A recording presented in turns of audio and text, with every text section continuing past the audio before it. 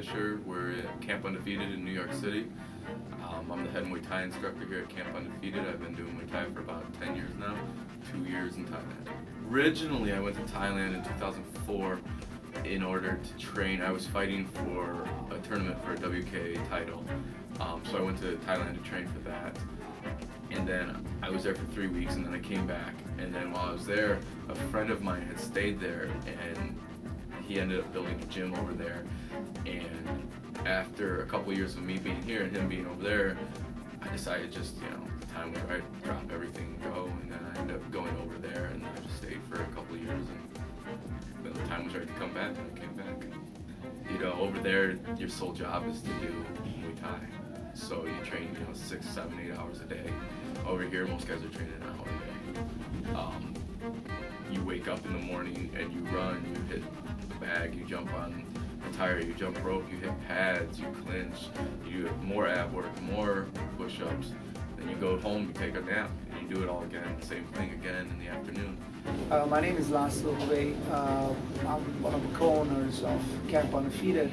First, we started as a fitness gym, and more people came to our door asking for MMA training, asking for conditioning for MMA, asking for conditioning and fighting.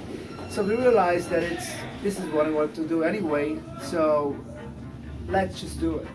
The problem in the 39th Street location, we have too many columns. It was good for one-on-one training, it was difficult to keep big classes. So we have to find a location or space where there are no columns, and allowing obviously cage in New York City to have a cage. And basically that's why we moved to this location. My name is Fabricio Medici. I'm a BJJ instructor here. I started young in Brazil. I started at 16. I think I have some parents who practicing Brazilian Jiu-Jitsu. My uncle have some. In Brazil is more popular with here. Then it's it's a popular in Brazil. Everybody looks to training Brazilian Jiu-Jitsu. Not so big like soccer, but it's like the second sport in Brazil is Brazilian Jiu-Jitsu. For BJJ class, basically my focus is a basic moves for teaching the basic. What is the Brazilian Jiu-Jitsu? Some traditional like in Brazil. Same thing when I learn in Brazil, I try to pass for the guys here, authentic Brazilian Jiu-Jitsu. Same thing how my students learn in Brazil, the guys gonna learn here too. We're offering Muay Thai classes, BJJ classes, and MMA classes. Our Muay Thai classes are run by Aaron Ghost Fisher. He also trained and competed in Thailand for 2 years, but he fought also MMA. Our BJJ program is run by the Lotus Club, and our head coach is Fabricio Medici. He's a Brazilian black belt. Our MMA program is run by Rodrigo Nueves.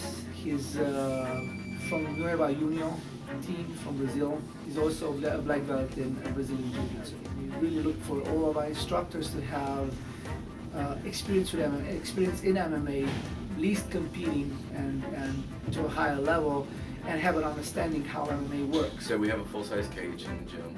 It's the only one in the city that has a full-size cage. You need to have a cage if you're going to fight in MMA. You need to train in the environment you fight in. Lots of people, they start realizing that the cage is a very, very important part of the training. For a fighter who never stepped in a cage before, first time going in a cage, it's a shocking experience. First of all, that cage door is closing behind you, and psychologically for most people it's very, very effective. Two things happen: or you start fighting, or you're panicking and you lose the fight. So knowing that, from the beginning we wanted to have a cage. Also talking to conditioning coaches, talking to fight coaches, everybody was emphasizing how important it is to train in the cage. It's like, think about a tennis player who only plays against the wall, suddenly goes on a court. It's a totally different game. Here too, it's going in a cage is a totally different experience. You have to have you have to be able to pace yourself. You have to know how to use the cage. You have to know how to use the angles, what it means to throw against the cage. And I think just that's why from the beginning we emphasized we wanted to have a cage in our place. Our cage is a 20-foot cage.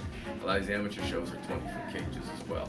Okay, so you have to learn how to use the cage, how to go around the cage, how to, instead of going straight back and run into the wall. When you're in the wall, how do you peel off the cage? If you're on the ground and you need to use the cage to turn to spin out.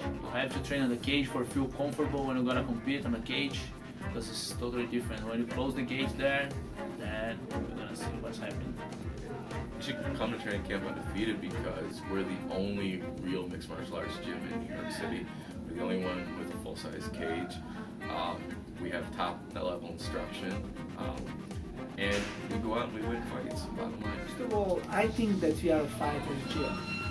Primarily, we looking to get people in a fighter shape. That you want to fight or not, that's your own choice. But if you want to fight, you will be in shape, physically, psychologically, in any way to fight. We were looking to get the closest thing to real fight. Mayor Fisher, Camp Undefeated, New York City, www.campundefeated.com. This video is brought to you by Hoodlum Fight Gear. Check out their gear and apparel at hoodlumfightgear.com.